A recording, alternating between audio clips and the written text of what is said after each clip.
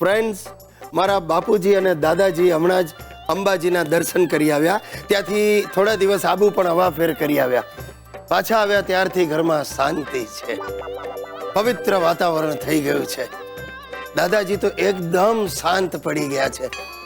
મને તો એક જ આઈડિયા આવે છે કે દર વર્ષે આ બંને વડીલોને ક્યાંક જાત્રા પર મોકલી દેવા જોઈએ, એટલે આખું વર્ષ નિરાત.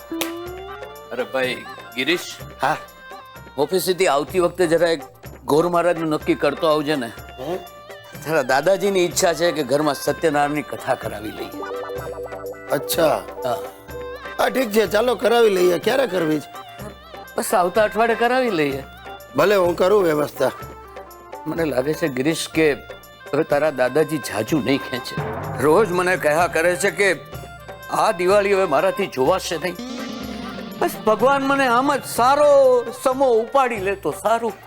હાસ તો ભગવાન ઉપાડી લે તો આપણને શું વાંધો હોય? શું બોલ્યો? ના એટલે ભગવાન પાસે આપણી મરજી ક્યાંથી ચાલવાની? એમની તો અંતિમ ઈચ્છા છે કે એમની હાજરીમાં જ હિતેશના લગ્ન કરી નાખવા. શું? હિતિયાના લગ્ન આ ઉંમરે? અરે હજી હિતિયો બાળક છે, કાયદેસર પણ આ ગુનો કહેવાય. હું પણ જાણું છું, પણ એમણે તો ભાસ્કરભાઈની ભાવના સાથે મનોમન બંનેનું ગોઠવી પણ દીધું છે. ભાસ્કરભાઈની ભાવના? અરે આ શું બોલો છો તમે? એ હજી 6ઠા ધોરણમાં ભણે છે.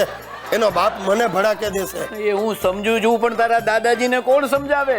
એ તો બસ રટ લઈને બેઠા છે ગિરીશિયા કે મારે તો હિતેશના છોકરાઓને રમાડીને જવું છે. શું બોલો? હિતેશના છોકરા? આ શું માંડ્યું છે તમે લોકોએ? અરે હિતેશ હજી પોતે છોકરા જેવો છે. તમારે એના બાળ લગ્ન કરાવવા છે અને ઉપરથી એને બાળ બાપ બનાવવો છે. અરે મરતા માણસની ઈચ્છા આગળ હું લાચાર છું ગિરીશ. અરે તને શું કહું, ગઈકાલે તો એને કંકોત્રી વાળાને ફોન કરી અને કંકોત્રીના નમૂના પણ જોવા માટે મંગાવ્યા. મને લાગે છે દાદાજી મને જેલમાં મોકલીને જ જમશે. એ સિરીસિયા તું અહીંયા બેઠો. સિરીસ ભાઈ, તે ભાસ્કર ભાઈ સાથે વાત કરી? દાદાજી, તમારી ગાય છું ગાય. આ વાત બંધ કર. જોગીરિયા, તું ગાય બંધ કે બકરી, પણ એકવાર મારા હિતિયાને ઘોડે ચડાવી દે એટલે બસ. જુઓ બાપુજી, તમે સમજો, બાળ લગ્ન એ ગુનો કહેવાય.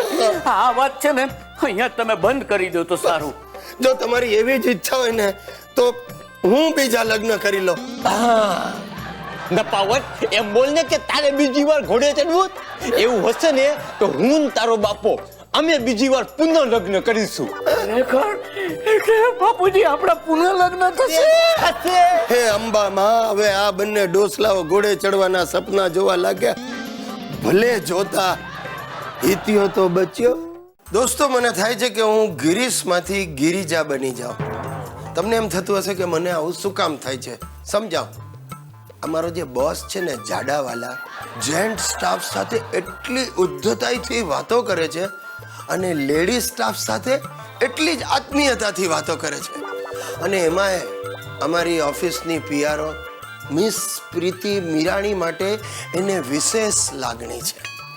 કારણ કે મિસ મીરાણી પબ્લિક રિલેશનને બદલે પ્રાઇવેટ રિલેશન વધારે સાચવે છે. પ્રીતિ મેડમને દર વર્ષે પગાર વધારો મળે અને હું પગાર વધારો માંગુ તો મને ગાળો મળે. Girish Kumar, yes sir. પ્રીતિ મેડમને મારી કેબિનમાં મોકલો. નહીં આવે સર. કેમ? નહીં, કારણ કે પ્રીતિ મેડમ આજે ઓફિસ જ નથી આવ્યા. કેમ? સર, ડિલિવરી માટે ગયા છે. વોટ? પ્રીતિની ડિલિવરી? Yes sir. તમને કેમ આઘાત લાગ્યો?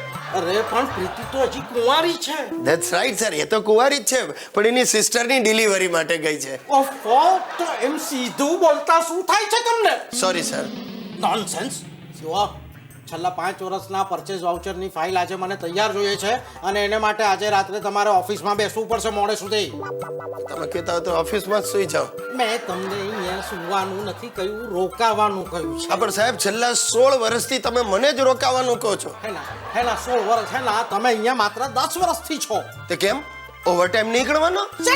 અરે સર, જાડાવાલા સાહેબ, તમે હંમેશા મને જ રાતના મોડે સુધી બેસાડી રાખો છો. રજાના દિવસે પણ તમે મને જ બોલાવો છો. અરે કંપનીના વિકાસ કરવા માટે આવું બધું કરવું પડે. અરે પણ સાહેબ, કંપનીનો વિકાસ થાય છે, એમાં મારા ફેમિલીનો વિકાસ અટકી ગયો છે. એટલે શું? મારે એક જ બાબો છે મારા દાદાજીની કેટલી ઈચ્છા છે કે મારા હિતિયા સાથે રમવા માટે એક નાનકડી બહેન હોય. તેલ લેવા ગઈ તમારા દાદાજીની ઈચ્છા, મારે તો બાળકો જ નથી. પણ હવે એમાં તો હું કેવી રીતે મદદ કરું? Keep quite.